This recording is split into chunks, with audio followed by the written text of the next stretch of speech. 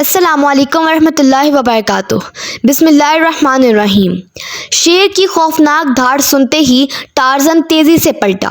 اسی لمحے اس کے عقب میں موجود بڑی سی جھاڑی کے پیچھے سے ایک خوفناک اور طاقتور شیر نے اس پر حملہ کر دیا۔ ٹارزن انتہائی پھرتی سے اچھل کر ایک طرف کو ہٹا اور شیر اپنے ہی زور میں آگے بھاگتا چلا گیا۔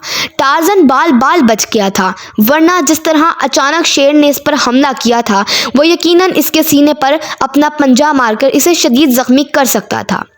شیر آگے کی طرف دوڑتا ہوا تیزی سے مڑا اور ایک بار پھر ٹارزن کی طرف بڑھا، لیکن اب ٹارزن اس کے حملے کے لیے پوری طرح تیار تھا۔ لیکن پر اس بار شیر نے مڑتے ہی جیسے ہی ٹارزن کو سامنے کھڑے دیکھا، اس نے حملہ کرنے کی بجائے اپنا سر زمین پر پھینک دیا۔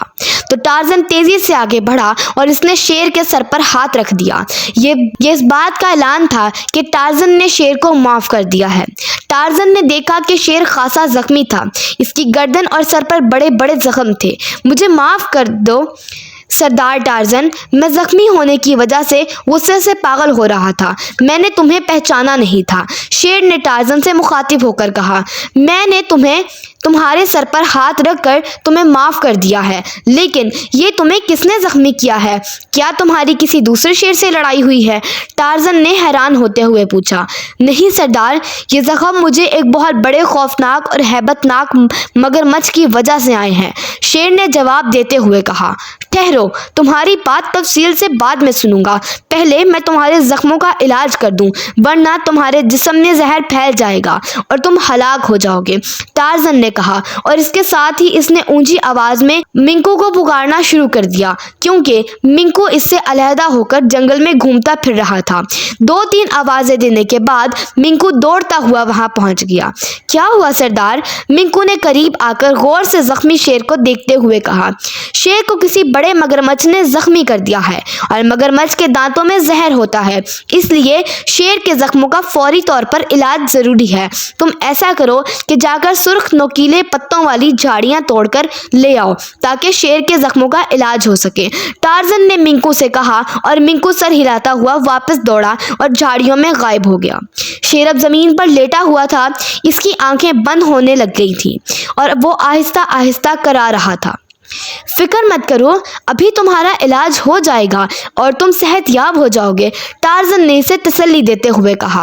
اور پھر کچھ دیر بعد منکو واپس آیا تو اس نے سرخ نوکیلے پتوں والی جھاڑی ہاتھ میں پکڑی ہوئی تھی۔ ٹارزن نے اس سے جھاڑی لی اور پھر اس کے پتے توڑ توڑ کر اسے اپنے ہاتھوں میں مسلا تو سرخ رنگ کا لیس دار مادہ ان پتوں میں سے نکلنے لگا۔ ٹارزن نے یہ مادہ شیر کے زخموں پر لگانا شروع کر دیا۔ جیسے جیسے جھاڑی کا رس زخموں پر پڑ رہا تھا، زخم ٹھیک ہوتے جا رہے تھے اور پھر دیکھتے ہی دیکھتے سارے زخم بالکل ٹھیک ہو گئے۔ پھر ٹارزن نے شیر کا منہ کھولا اور جھاڑی کا رس اس کے منہ میں بھی ڈالنا شروع کر دیا۔ کافی سارا رس جب شیر کے حلق میں نیچے اتر گیا تو ٹارزن پوری طرح مطمئن ہو گیا۔ تھوڑی دیر بعد شیر کی آنکھیں کھل گئیں اور وہ اٹھ کر کھڑا ہو گیا۔ اب وہ پوری طرح صحت یاب اور چاقو چوبند نظر آ رہا تھا۔ بے حد شکریہ سردار، تم نے میری جان بچا لی ہے، میں ہمیشہ تمہارا احسان مند رہوں گا، شیر نے ٹارزن سے مخاطب ہو کر کہا۔ اس میں احسان کی کوئی بات نہیں ہے، میں جنگل کا سردار ہوں اور جنگل میں رہنے والے تمام جانوروں اور آدمیوں کی حفاظت اور دیکھ بھال میری ذمہ داری ہے، لیکن اب تم مجھے تفصیل سے بتاؤ کہ تمہارے ساتھ کیا ہوا اور کس نے تمہیں زخمی کیا ہے، ٹارزن نے جواب دیتے ہوئے کہا۔ سردار، میں کالے جنگل کی پہاڑیوں میں گھومتا پھر رہا تھا کہ مجھے پیاس لگ گئی، میں نے پانی پینے کے لیے اس جنگل میں موجود بڑی جھیل کے کنارے پہنچا، ابھی میں نے سر جھکا کر پانی پینا شروع ہی کیا تھا کہ اچانک جھیل میں سے ایک بہت بڑا اور ہیبت ناک مگرمچھ نمودار ہوا جس کا جسم 10 ہاتھیوں سے بھی بڑا تھا۔ اس نے اپنا خوفناک منہ کھول کر مجھ پر حملہ کر دیا۔ میں نے پیچھے ہٹنا چاہا لیکن میرا سر گردن تک اس کے جبڑوں میں پھنس گیا تھا۔ وہ مجھے گھسیٹ کر پانی کے اندر لے جانا چاہتا تھا لیکن میں نے پوری طاقت لگا دی اور اور اپنا ایک پنجہ اس کے جسم پر زور سے مارا تو اس کا منہ ذرا سا کھلا اور میرا سر باہر آ گیا۔ بس میں نے وہاں سے بھاگنا شروع کر دیا۔ بھاگتے بھاگتے میں یہاں پہنچا تو میں نے تمہیں اجنبی سمجھ کر تم پر حملہ کر دیا۔ بس یہ ہے اصل بات، شیر نے پوری تفصیل بتاتے ہوئے کہا۔ لیکن آج سے پہلے تو کبھی کسی مگرمچھ نے کسی شیر پر حملہ نہیں کیا۔ یہ کس قسم کا مگرمچھ ہے جس نے تم پر حملہ کر دیا؟ ٹارزن نے حیران ہوتے ہوئے کہا۔ یہی بات تو میری سمجھ میں نہیں آ رہی سردار۔ میں تو اس لیے مطمئن تھا کہ یہ مجھ پر حملہ نہیں کرے گا، لیکن اس نے اچانک مجھ پر حملہ کر دیا۔ مجھے تو یوں لگتا تھا کہ وہ سالم ہی مجھے نگلنا چاہتا ہے۔ یہ تو میری خوش قسمتی تھی کہ میں اس سے بچ کر نکل آیا، شیر نے جواب دیتے ہوئے کہا۔ ٹھیک ہے، تم جاؤ، میں خود جا کر اس مگرمچھ کو دیکھتا ہوں، ٹارزن نے شیر سے کہا، اور شیر اسے سلام کر کے اور ایک بار پھر اس کا شکریہ ادا کر کے دوڑتا ہوا آگے بڑھ گیا۔ سردار، یہ تو واقعی انتہائی حیرت انگیز بات ہے کہ کوئی مگرمچھ کسی شیر پر حملہ کر دے، منکو نے ٹارزن سے مخاطب ہو کر کہا۔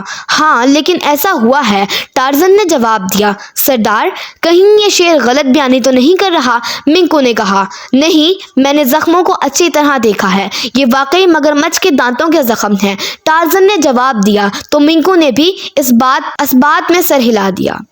آؤ تم میرے کاندھے پر بیٹھ جاؤ تاکہ ہم اکٹھے ہی اس کالے جنگل کی جھیل تک پہنچ سکیں، ٹارزن نے منکو سے کہا، اور منکو نے چھلانگ لگائی اور ٹارزن کے کاندھے پر بیٹھ گیا۔ ٹارزن آگے بڑھا اور پھر وہ درختوں کی لٹکتی ہوئی شاخوں کو پکڑ کر جھولتا ہوا تیزی سے آگے بڑھنے لگا۔ کچھ دیر بعد ہی وہ کالے جنگل میں واقع اس جھیل تک پہنچ گیا جس کے بارے میں شیر نے بتایا تھا۔ یہاں پہنچ کر منکو اس کے کاندھے سے اتر گیا۔ ٹارزن ابھی جھیل کے کنارے پر کھڑا تھا، جھیل کو دیکھ ہی رہا تھا کہ اچانک جھیل کے پانی میں ہلچل سی پیدا ہوئی اور اس کے ساتھ ہی